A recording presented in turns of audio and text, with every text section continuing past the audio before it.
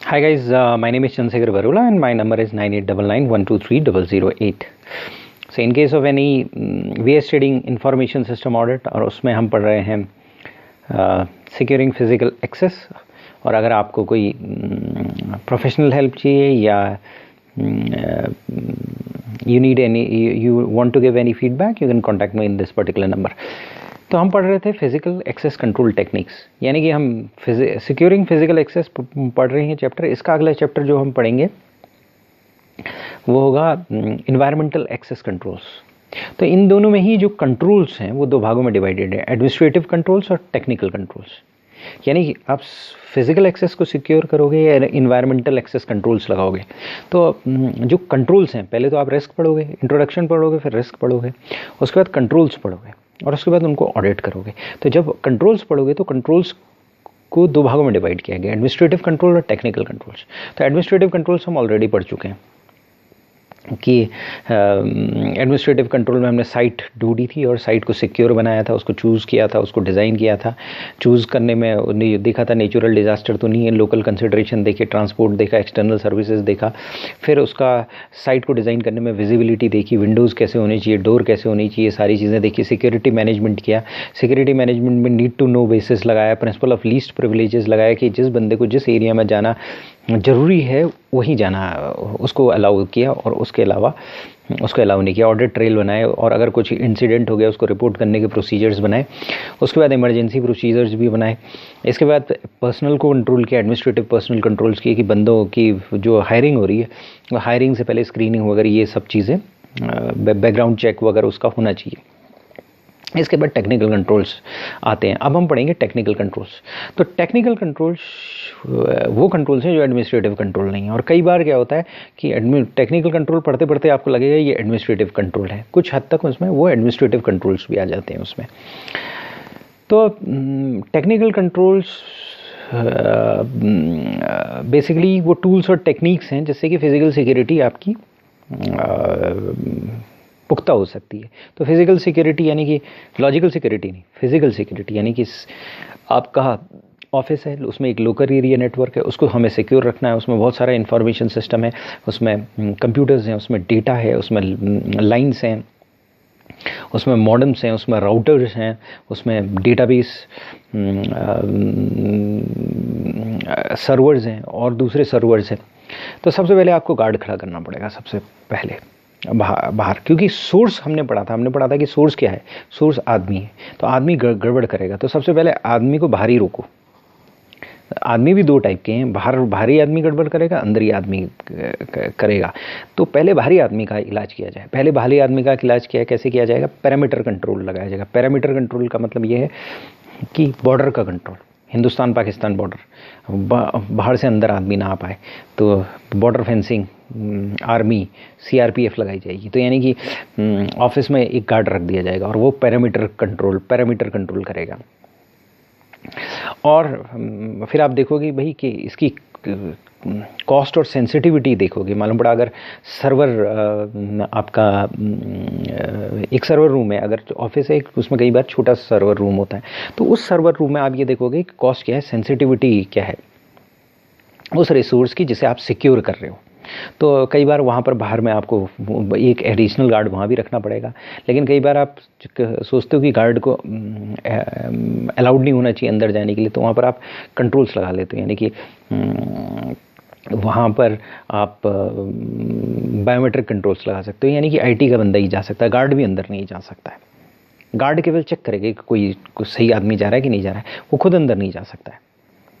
तो गार्ड के साथ सबसे बड़ी इंपॉर्टेंट चीज़ होती है वो सब्जेक्टिव इंटेलिजेंस अप्लाई कर सकता है वो ये। लेकिन उनके साथ एक प्रॉब्लम ये होती है कि जो हमने रिस्क पढ़ा है, सोशल इंजीनियरिंग रिस्क, वो हो सकता है, यानी गार्ड को पटाया जा सकता है। इसे कहते हैं सोशल इंजीनियरिंग रिस्क, जो हमने पहले पढ़ा था क्रूड भाषा में, उसको पटाया जा सकता है। यानी कि सोशल इंजीनियरिंग रिस्क से हमें गार्ड को बचाना है। नहीं, बचाना क्या है, वो ससेप्टेबल है ये ध्यान रखना है। और सिस्टम को ऐसे बनाना है कि अगर वो गार्ड सोशल इंजीनियरिंग रिस्क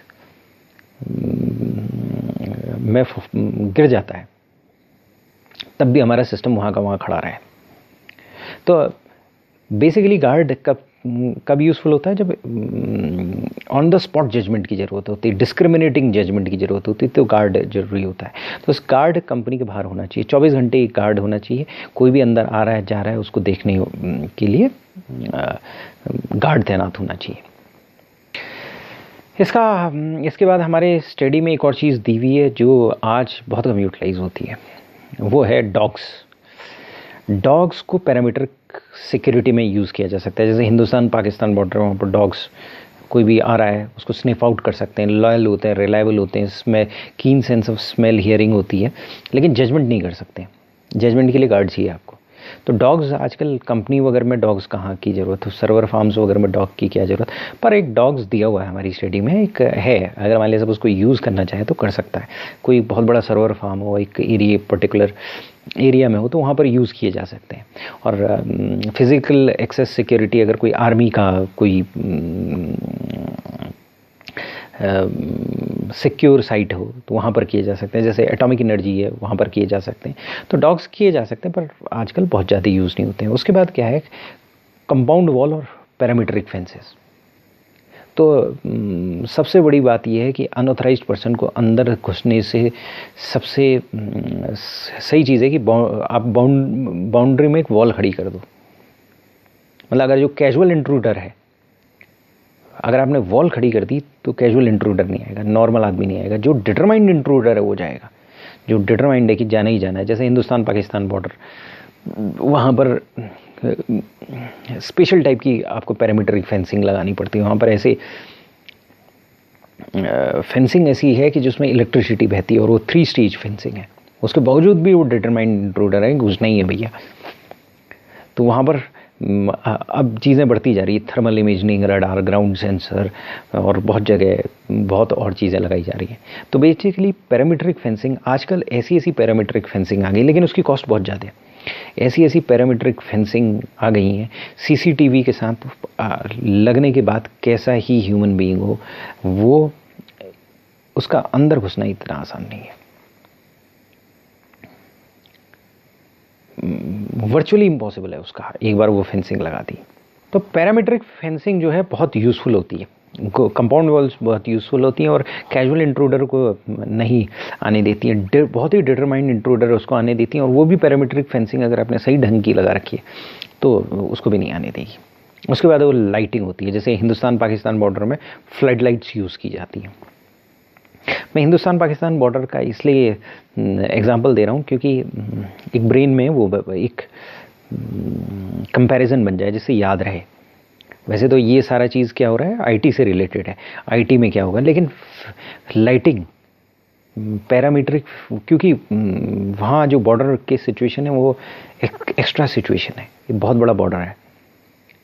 अगर वहाँ पर जो चीज़ लग रही है जो सक्सेसफुल होगी, वो अंदर छोटे से सर्वर फार्म में या उनमें सक्सेसफुल होने के ज़्यादा चांसेस हैं। तो लाइटिंग वहाँ यूज़ की जाती है, फ्लड लाइटिंग यूज़ की जाती है। इसी तरीके से आप लाइटिंग यूज़ कर सकते हो। जैसे फॉर एग्जांपल आजकल कंपनी होती हैं तो उसमें जनरली क्या होता है, 24 घंटे लाइटिंग होती है,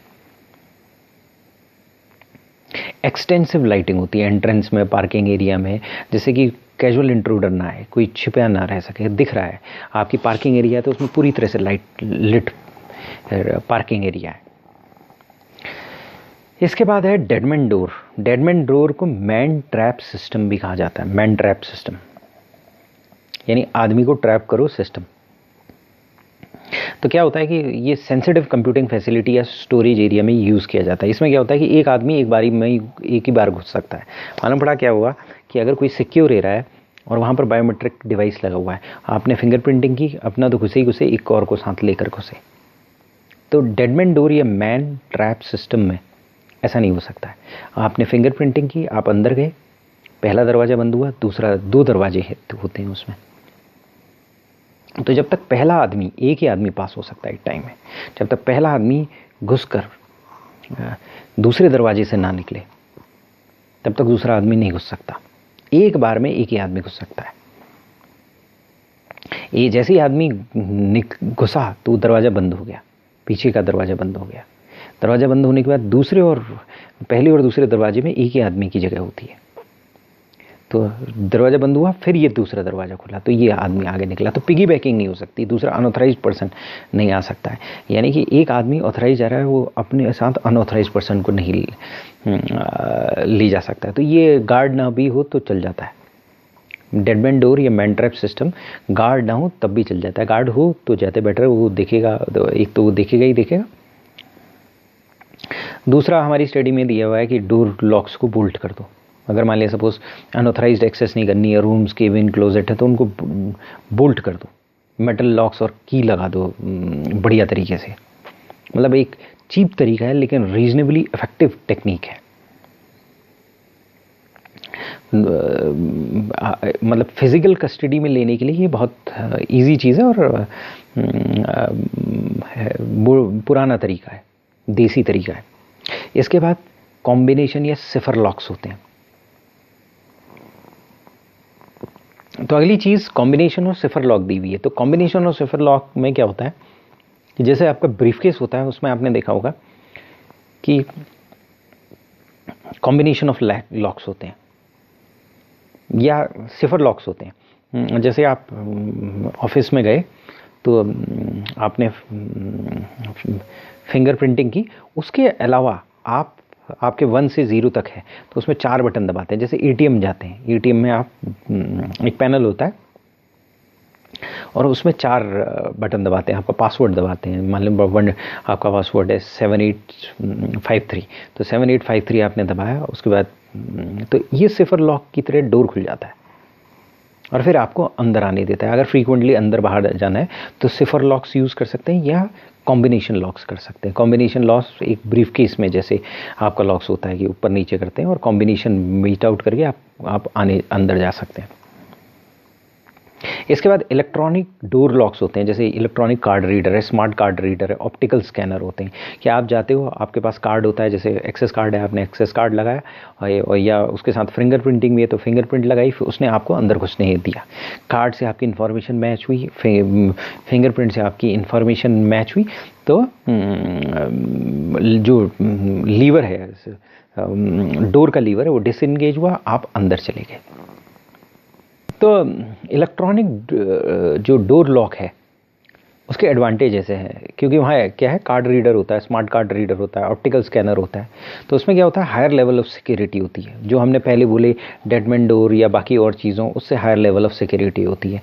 उसी डिवाइस से, जैसे मान लिया आपको एक इलेक्ट्रॉनिक कार्ड है, तो उसी डिवाइस से कई चीज़ें आप डिस्टिंग्विश कर सकते हो, मतलब वेरियस कैटेगरी ऑफ यूज़र को डिस्टिंग्विश कर सकते हो। वही कार्ड से आप गए और ऑफिस के स्टार्टिंग में आप गए और आपने वो लगाया, लगाने के बाद आपको ऑफिस में एक्सेस मिल गई, लेकिन आपको सर्वर रूम में तभी एक्सेस मिलेगी जब उस कार्ड की कॉन्फ़िगर होगा सर्वर रूम में। तो यानी कि एक ही कार्ड से आप कई जगह एक्सेस ले सकते हो जहाँ पर आप ऑथराइज्ड हो सर्वर एक्सेस के लिए। तो ये मल्टीपल एक्सेस के लिए वो बेनिफिशियल रहता है। इसके अलावा क्या होता है कि रेस्ट्रिक्शन पर्टिकुलर डोर की पर्टिकुलर नंबर ऑफ आवर्स के लिए कॉन्फ़िगर की जा सकती है। यानी कि आप डे के एम्प्लॉई हो तो डे की के लिए कॉन्फ़िगर की जा सकती है, नाइट के एम्प्लॉई हो तो नाइट के लिए कॉन्फ़िगर की जा सकती है। यानी कि स्पेशल इंटरनल कोड्स का यूज़ करके इसके का यूज़ करने के लिए आपको अलाउ किया जा सकता है। और उन सेंसर डिवाइस का यूज़ करके, जैसे इलेक्ट्रॉनिक कार्ड रीडर वगैरह जो है, उससे क्या होता है कि आपकी इंडिविजुअल एक्सेस डिसाइड की जा सकती है।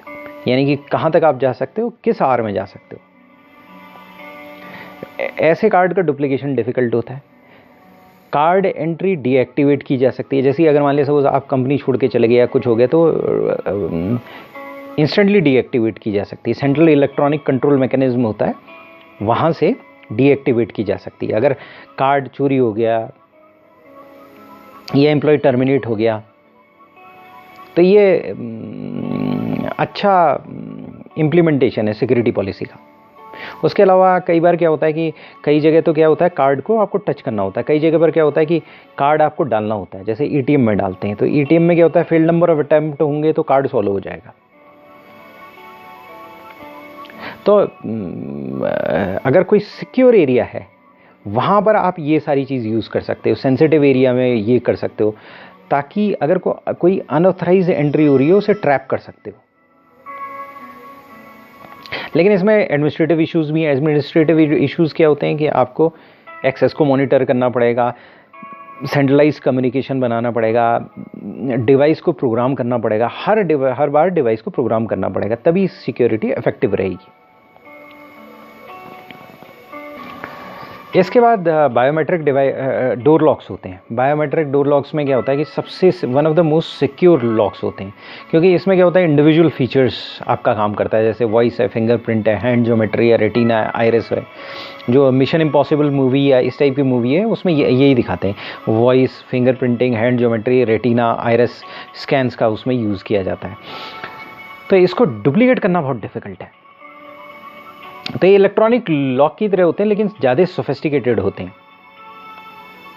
क्योंकि ऐसा होता है कि इनमें क्या होता है, इलेक्ट्रॉनिक डिवाइस है बेसिकली, फिजिकली या मैकेनिकल कंपोनेंट्स डोर में कम लगे होते हैं, इलेक्ट्रॉनिक कंपोनेंट्स ज़्यादा लगे होते हैं। और चूंकि इसमें स्कैनर, रीडर होते हैं, तो आप क्या कर सकते हो, इंडिविजुअल अपने बायोमेट्रिक जो फिंगरप्रिंट है वो स्टोर कर सकते हो और बाद में वो मैच किया जा सकता है।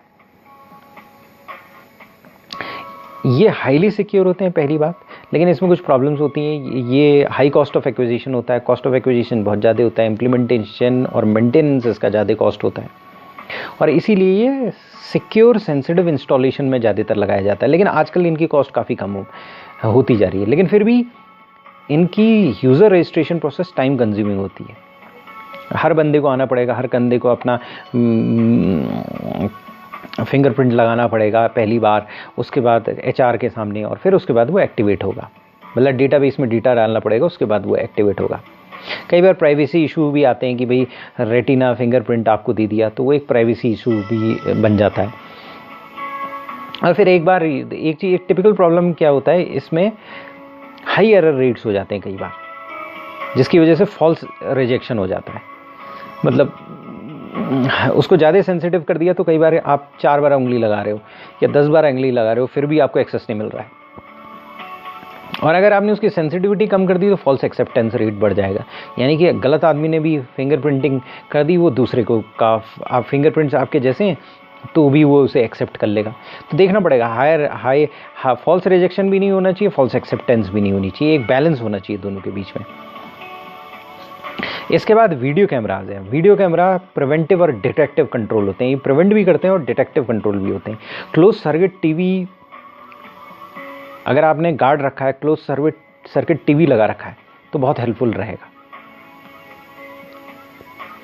और इसकी जो ये, क्योंकि CCTV कांस्टेंट रिकॉर्डिंग करते हैं, तो आपको ये डिसाइड करना पड़ेगा कि वो रिकॉर्डिंग कहाँ स्टोर हो रही है, कहीं वो रिकॉर्डिंग इरेज ना कर दे बंदा। यानी कि CCTV आपका लगा हुआ है और वो रिकॉर्डिंग चलती जा रही है, तो जो बेसिकली CCTV है, आज क्या कहते हैं,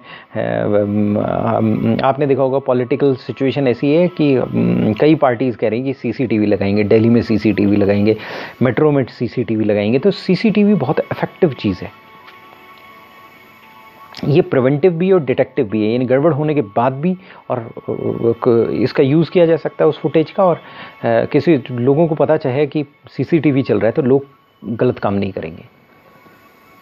तो गार्ड के साथ CCTV का आप यूज़ कर सकते हो। उसके अलावा आइडेंटिफिकेशन बैचेस होते हैं, जैसे नॉर्मल सेंसिटिव कार्ड की जगह आइडेंटिफिकेशन बैचेस आप इशू कर दो। आइडेंटिटी बैचेस में एम्प्लॉय कार्ड हो सकता है, प्रिविलेज पासेस हो सकते हैं, विजिटर पासेस हो सकते हैं, कि कंपनी के अंदर कोई जाएगा तो आपको एक विजिटर पास दे दो, उसमें 001, 002 या ऐसी नंबरिंग लिखी होती है। तो आपके अगर मान लिया सपोज एम्प्लॉय कार्ड है तो उसमें आपका सिग्नेचर होगा, फोटो आइडेंटिटी होगी, तो पहचाना जा सकता है कि हाँ ये बंदा है। तो गार्ड आपको नहीं जाने देगा, या जाने देगा उसके, अगर फ़ोटो मैच कर रही तो जाने देगा, नहीं तो नहीं, और बंदों को नहीं जाने देगा। उसके बाद पुरानी टेक्निक है, जैसे मैनुअल लॉगिंग है, वो हमारी स्टडी में दी हुई है। उसमें क्या होता था कि पहले बंदा जाता था तो वो अपना नाम, प्लेस, फ़ोन नंबर, ये सारी चीज़ें लिखता था, कोई पैन नंबर या कोई आइडेंटिटी कार्ड या बिज़नेस कार्ड देता था, तो उसके बाद साइन करता था। तो ये मैनुअल लॉगिंग होगी। आजकल इलेक्ट्रॉनिक लॉगिंग होती है। इलेक्ट्रॉनिक लॉगिंग जो है उसमें इलेक्ट्रॉनिकली पता चलता है कि कब बंदा आया, कब बंदा गया, बाहर गया, तो ऑटोमेटिकली वो लॉगिंग होती है। अगर एम्प्लॉई है तो उसके बारे में तो सारी चीज़ें पता चल जाती है। डिवाइस जो है इलेक्ट्रॉनिक और बायोमेट्रिक सिक्योरिटी मैकेनिज्म यूज़ के साथ होता है, तो वो इलेक्ट्रॉनिक लॉगिंग जो है उसकी सारी डिटेल बता देती कि कब आया कब गया। उसके बाद कंट्रोल्ड सिंगल पॉइंट एक्सेस होना बहुत ज़रूरी है। कई बार कंपनी में नो डाउट इमरजेंसी एग्जिट्स होनी चाहिए, लेकिन फिजिकल एंट्री एक जगह से होनी चाहिए, सिंगल जगह से होनी चाहिए। मल्टीपल एंट्री होगी तो वहाँ पर प्रॉब्लम हो सकती है। दूसरी एंट्री से कोई बंदा जा रहा होगा तो क्वेश्चन आप कर सकते हो कि दूसरी एंट्री से क्यों जा रहे हो, एक ही जगह से जाना है। तो आपको क्या है, मल्टीपल एंट्री पॉइंट निकालने चाहिए कंपनी में, कम करने चाहिए। हाँ, इमरजेंसी एग्जिट जरूर होनी चाहिए। अगर कुछ हो गया तो इमरजेंसी एग्जिट होनी चाहिए, क्लियरली मार्क्ड होनी चाहिए। उसके अलावा विजिटर की एक्सेस आपको कंट्रोल करनी पड़ेगी। प्री डेजिग्नेटेड एम्प्लॉय होना चाहिए, सिक्योरिटी स्टाफ होना चाहिए, या जैसे रिसेप्शन है, वहाँ पर रिसेप्शन में कोई बैठा हुआ है तो वो बंदे को बाहर बैठा के रखे। अगर कोई अंदर आ रहा है तो सिक्योरिटी गार्ड लेकर आए। कोई भी हो, मेंटेनेंस पर्सनल हो, कॉन्ट्रैक्ट वर्कर हो, वेंडर हो, कंसल्टेंट हो, ऑडिटर हो, उनके साथ बंदा होना चाहिए। रिलेवेंट डिपार्टमेंट का बंदा हो, सिक्योरिटी गार्ड हो। उसके अलावा बॉन्डेड पर्सनल दिया हुआ है हमारी स्टडी में कि अगर मान लिया सपोज आउटसोर्स बंदे हैं, बॉन्डेड कॉन्ट्रैक्टर हैं, एम्प्लॉई हैं जिन, तो उनका हमें विशेष ध्यान रखना पड़ेगा। और अगर मान लिया सपोज ये बंदे कोई स्पेशल जगह घुसने की कोशिश कर रहे हैं तो इनसे कोई फाइनेंशियल बॉन्ड एग्जीक्यूट कराओ, ये हमारी स्टडी बोलती है। वैसे इसका कोई बहुत ज़्यादा इम्पैक्ट नहीं होता, फाइनेंशियल बॉन्ड्स वगैरह का बहुत ज़्यादा इम्पैक्ट नहीं होता, लेकिन फिर भी हमारी स्टडी करी कि बॉन्ड्स का एग्जीक्यूट करा सकते हो आप। इसके बाद वायरलेस प्रॉक्सिमिटी रीडर्स का यूज़ कर सकते हो। वायरलेस प्रॉक्सिमिटी रीडर क्या होता है, अगर मान लिया सपोज कार्ड लगा हुआ है तो आप जाओगे उसके बाहर से ही दिखाओगे और निकल जाओगे। और कई बार तो क्या होता है कि आपको दिखाने की भी ज़रूरत नहीं होती, सीधे आप गुजर रहे हो। अगर आपके पास कार्ड है तो जैसे टोल ब्रिजेस में होता है आजकल, ऑटोमेटिक टोल ब्रिजेस होते हैं, कार के अंदर कार्ड लगा हुआ है, जब तक पैसा है दिया हुआ है, पैसा अगर मान लिया सपोज है और आपने वो फिलअप करा रखा है, टोल के चार्ज करवा रखा है, तो मतलब टोल पहले से पे कर रखा है, प्रीपेड कर रखा है उस टोल को, तो आपकी कार जैसे ही निकलेगी टोल ब्रिज अपने आप ओपन हो जाएगा और उतना पैसा डिडक्ट हो जाएगा। तो ये वायरलेस प्रॉक्सिमिटी रीडर हो रहे हैं, यानी प्रॉक्सिमिटी जाते ही ये रीड कर लेते हैं। आपके पास अगर वो कार्ड है तो प्रॉक्सिमिटी पर उसके पास पहुंचते ही वो रीड कर लेते हैं और आपको जाने देते हैं। इसके अलावा हमारी स्टडी कहती है अलार्म सिस्टम और मोशन डिटेक्टर, यानी कि मोशन डिटेक्टर्स क्या होते हैं कि अनयूजुअल मोशन हो रहा है, अगर मान लिया सपोज इंटीरियर एरिया है तो वो आवाज़ दे देते हैं। जैसे पर्टिकुलरली रात को आप अपनी कंपनी के अंदर मोशन डिटेक्टर लगा दो और उसको रात को एक्टिवेट कर दो, तो अगर रात को कोई बंदा उन एरियाज़ में घूम रहा होगा तो अलार्म सिस्टम बोलना स्टार्ट कर देगा। तो अलार्म सिस्टम और मोशन डिटेक्टर का आप यूज़ कर सकते हो। इंग्लिश मूवीज़ में बहुत ज़्यादा दिखाया जाता है अलार्म सिस्टम और मोशन डिटेक्टर का। इसके बाद हमारी स्टडी कहती है सिक्योर्ड डिस्ट्रीब्यूशन कार्ड्स, यानी कि कई बार क्या होता है कि कंपनी के अंदर ही आपको कोई चीज़ देनी है, एक पोर्शन से दूसरे पोर्शन में देनी है, तो बैच में देनी है, मतलब महीने में एक बार देनी है, कोई मतलब कुछ चीज़ डिलीवर करनी है, तो आप सिक्योर्ड डिस्ट्रीब्यूशन कार्ड यूज़ कर सकते हो। ऐसी ट्रॉली यूज़ कर सकते हो जिसमें फिक्स्ड कंटेनर होंगे और वो सिक्योर्ड लॉक होगा, उसमें की होगी, उसमें आप कोड्स होंगे। अगर कोड्स प्रेस करोगे रिलेवेंट जगह में पहुंचने के बाद वो बंदा खोल सकता है, यानी उन आइटम्स को ओपन वही कर सकता है जिसको ऑथराइज्ड है। इसके बाद हमारी स्टडी केबल लॉक के बारे में कहती है, पोर्ट कंट्रोल के बारे में कहती है, स्विच कंट्रोल के बारे में कहती है, पेरिफेरल स्विच कंट्रोल्स के बारे में कहती है, बायोमेट्रिक माउस के बारे में कहती है और लैपटॉप सिक्योरिटी के बारे में कहती है। तो केबल लॉक्स उतने ज़्यादा यूज़ नहीं किए जाते हैं। केबल लॉक्स प्लास्टिक के केबल शीट्स होते हैं जो पीसी, लैपटॉप, पेरिफेरल्स को किसी इमूवेबल ऑब्जेक्ट्स के साथ अटैच करते हैं। कई बार आप ट्रेन में जा रहे हो तो आप देखते हो कि बंदा एक चेन निकालता है और अपने बैग को बर्थ के साथ बांध लेता है, तो उसी तरीके से केबल लॉक्स हैं। तो वो पीसी, लैपटॉप, पेरिफेरल्स को बांधने की बात हो रही है, ऐसा जनरली होता नहीं है आजकल। लेकिन हमारी स्टडी में दिया हुआ है। इसके बाद पोर्ट कंट्रोल्स के बारे में दिया है कि डेटा पोर्ट्स को सिक्योर करते हैं पोर्ट कंट्रोल्स, जैसे फ्लॉपी डिस्क है, सीरियल पैरेलल पोर्ट्स हैं, ताकि कोई और कहीं उसका नए रात के टाइम पर या किसी और टाइम पर यूज़ नहीं हो पाए। उसके बाद स्विच कंट्रोल है, उसमें ऑन ऑफ स्विच होता है। उससे क्या है कि फाइल सर्वर की आपने पावर ऑफ कर ली, कहीं पर फाइल सर्वर में क्या है कि डेटा, जो भी डेटा है रेस्ट में आ जाता है। मालूम पड़ा आपने दिन भर ऑफिस में काम किया, फाइल्स में वो आ गया। नॉर्मल सर्वर तो चल रहा है, लेकिन फाइल सर्वर क्या है, रेस्ट में आ जाना चाहिए। तो वो आप जाते वक्त मेन स्विच बोर्ड में फाइल सर्वर का स्विच बंद करके चले जाओ। ये जनरली आजकल होता नहीं है, लेकिन आप ये एक दिया हुआ है हमारी स्टडी में। इसके अलावा पेरिफेरल स्विच कंट्रोल दिया हुआ है, लॉकेबल स्विचेस होते हैं ये। इसके बाद बायोमेट्रिक माउस दिया हुआ है, ऐसे माउस दिए हुए जब आपकी फिंगरप्रिंट लगेगी तभी काम करेंगे, उसके अलावा नहीं काम करेंगे। ये भी बहुत ज़्यादा हम यूज़ नहीं करते हैं। फिर लैपटॉप सिक्योरिटी के बारे में दिया हुआ है। लैपटॉप में बहुत सारा डेटा रहता है, तो लैपटॉप सिक्योर होना बहुत ज़रूरी है। लेकिन वो बोलता है कि केबल लॉक से, बायोमेट्रिक माउस से, इंक्रिप्शन से आप लैपटॉप को और उसका डेटा प्रोटेक्ट करने की कोशिश करो। तो इंक्रिप्शन हम यूज़ करते हैं, बाकी चीज़ों को उतना ज़्यादा यूज़ नहीं होता है। तो ये सारे कंट्रोल्स टेक्निकल कंट्रोल्स थे। ये टेक्निकल कंट्रोल्स का आइडिया होना बहुत ज़रूरी है। और सिक्योरिंग फिजिकल एक्सेस वाले ये इस चैप्टर में, और इन्वायरमेंटल एक्सेस कंट्रोल में हमारे जितने कंट्रोल्स हैं वो दो भागों में डिवाइड किए गए हैं। पहला एडमिनिस्ट्रेटिव कंट्रोल और दूसरा टेक्निकल कंट्रोल, उसमें दिया गया है। और टेक्निकल कंट्रोल में हमने बताया अलग अलग टाइप के टेक्निकल कंट्रोल्स हो सकते हैं, जैसे गार्ड्स हो सकता है, कुत्ता रखो, जो वो होता नहीं है लेकिन आप रख सकते हो। हमारी स्टडी कहती है पैरामीट्रिक फेंसिंग करो, कंपाउंड वॉल होनी चाहिए, लाइटिंग होनी चाहिए, डेडमैन डोर हो सकता है। आप लॉक को देसी तरीके से बोल्ट कर सकते हो। कॉम्बिनेशन है, साइफर लॉक हो सकते हैं, जैसे ATM में आपके सिफर लॉक्स होते हैं। ATM में जाते हो तो आपके 10 अक्षर होते हैं, 1 2 3 0 9 1 2 3 4 5 6 7 8 9 और 0 होते हैं।